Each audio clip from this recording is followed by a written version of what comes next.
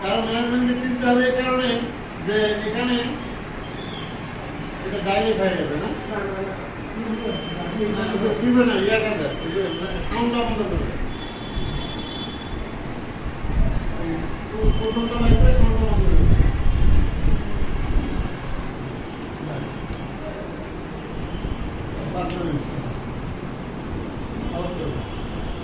এই জন্য মন খুশি তো সব খুশি মন বেজার কোনো কিছু ঢুকবে না আমাকে আমার একটা অভিজ্ঞতার আলোকে একটা কথা বলছি এই জন্য যে আপনাদের এটা এখন শোনার দরকার আছে এই রংপুর হাসপাতালে